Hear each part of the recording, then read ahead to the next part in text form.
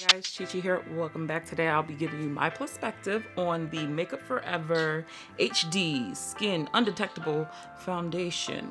So I did not pick up the actual bottles because the Sephora VIB sale is coming up soon. So I was like, I could wait a couple of weeks. But I did manage to get a couple of samples. So we're gonna try those out today. So if you did pick up the actual bottle, it ran you $43 and there is 40 shades to choose from.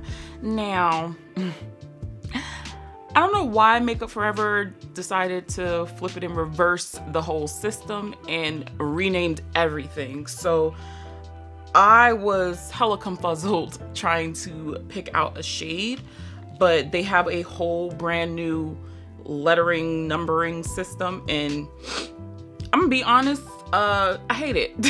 I landed in between two shades. I got the shades 3Y56 and 4Y60. There was a shade in between this. I wanna say it was 58 or something, but that was a red undertone and we are not red over here. 56 is warm hazelnut. It's for tan to deep skin tones with yellow undertones. 60 is warm almond for tan to deep skin tones with yellow undertones. This one is a little bit darker, obviously, because it's higher up on the chart. And since we are going into spring, summer, this is probably the best shade for me currently. But this 56 though, she ain't looking half bad. She definitely isn't. All right, so this is 56. See how this looks. Ooh, the seagulls are out today, honey.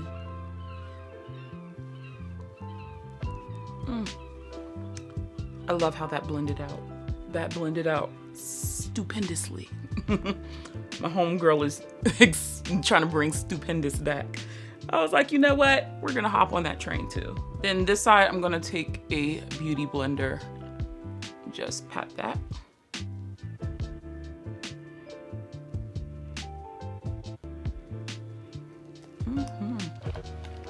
You can see how warm it's getting. Now, I haven't used a Makeup Forever foundation in a while. The last one I actually tried was the matte velvet skin. And I got that when it was summertime. So I got a shade that I was like completely deep in. This was pre-COVID.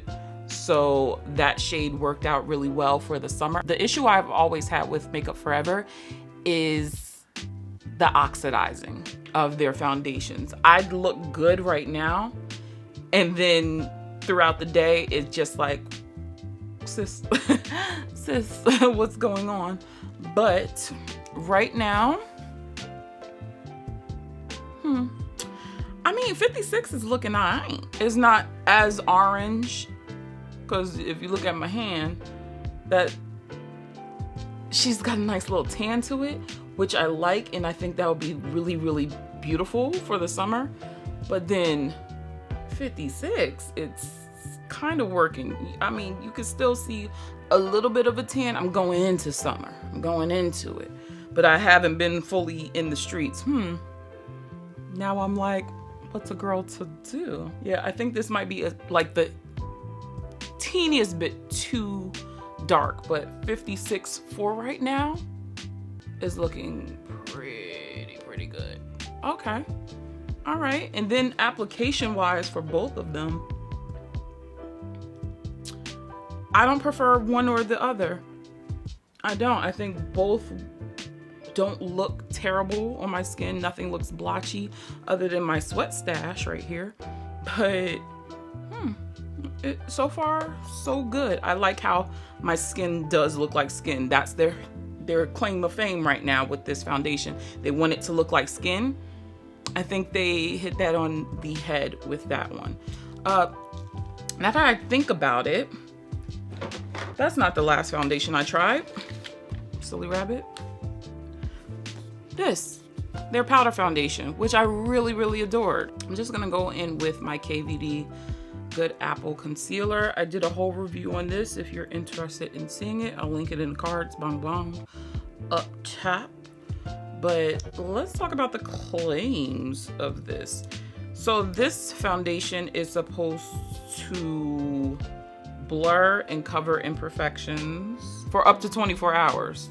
Now, I'm not that type of girl to be putting on makeup and leaving it on for 24 hours. But if that's your gig, that's your gig. Natural finish so far, so good. I would say that.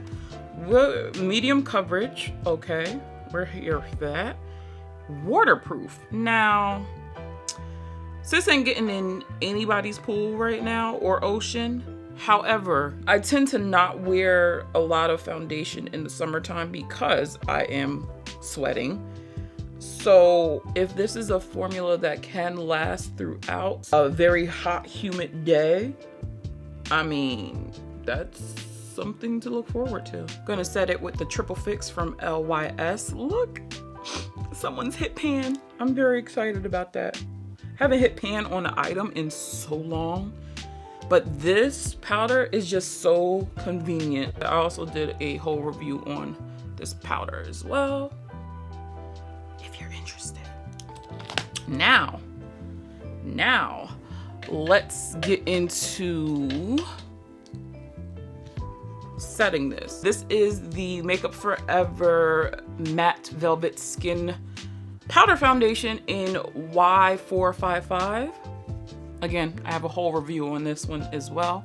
I just want to set this very lightly because the whole purpose of, you know, this foundation is to give that skin-like quality.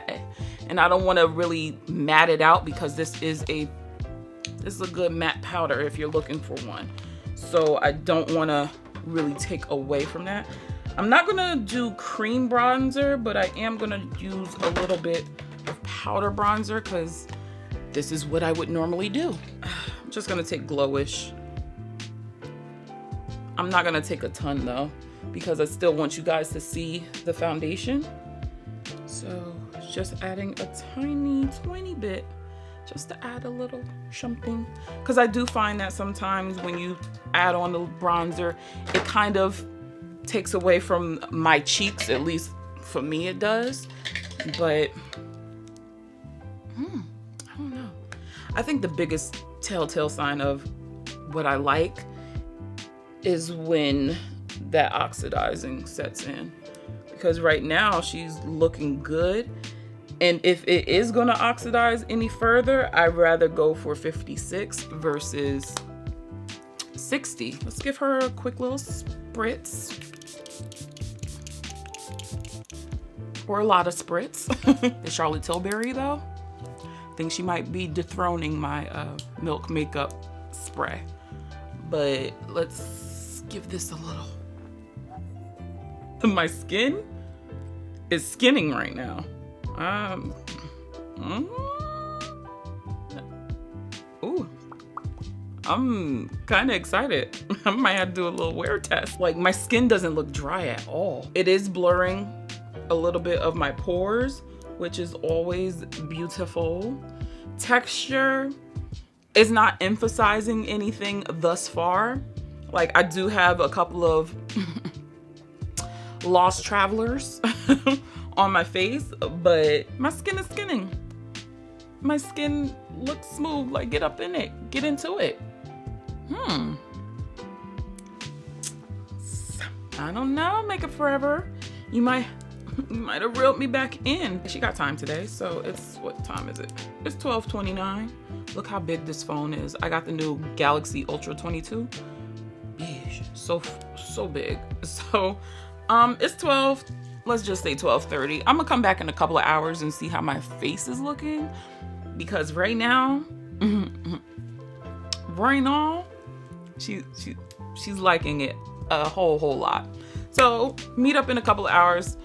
Talk to you then. We are back. It is currently 8:59, 9 o'clock. So I've had this on for 8.5 hours, and this is how she is looking. So let's assess. I don't know at what hour that I was really suspicious of this foundation.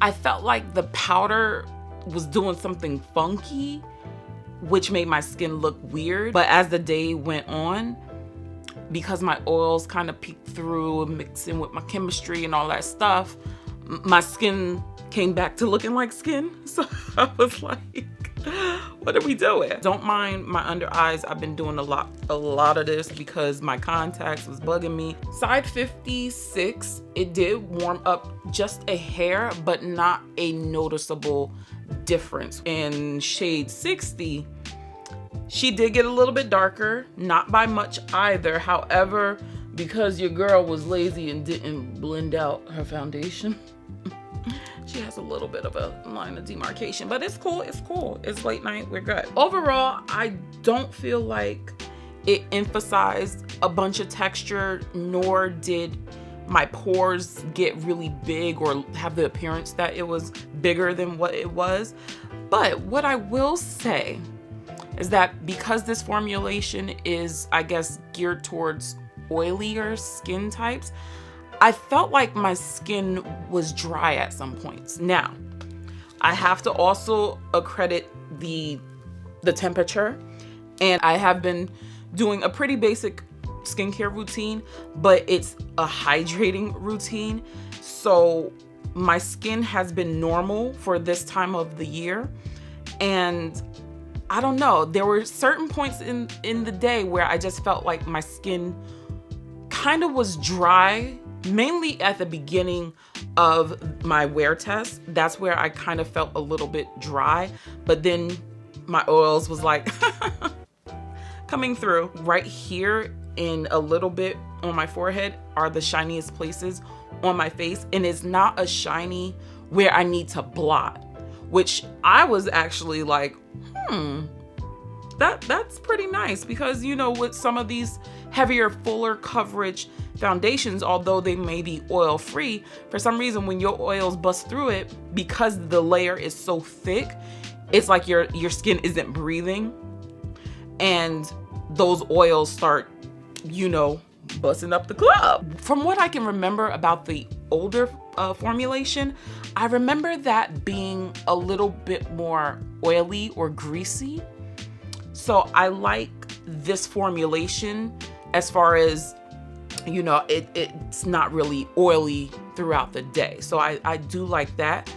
How my dry skin people are gonna like this, I don't know, but again, you gotta throw on a lot of moisturizer under this in order to, you know, probably not hate it. But I would definitely like use a hydrating primer as well, just so that you're covered.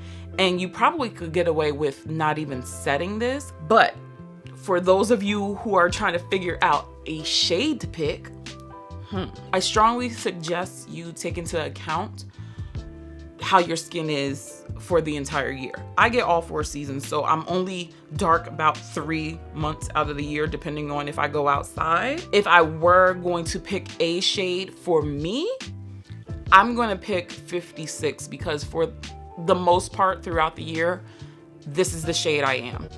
So with this side, yeah, I mean, I could definitely get away with it at the deepest part of winter, and it won't look bad. I just have to balance it out with a lighter concealer, and I should be good. I definitely feel like I want to play with it just a little bit more before the VIB sale hits, because I do have a couple of foundations that are in my rotation currently, and I don't want to add anything that I'm not going to reach for.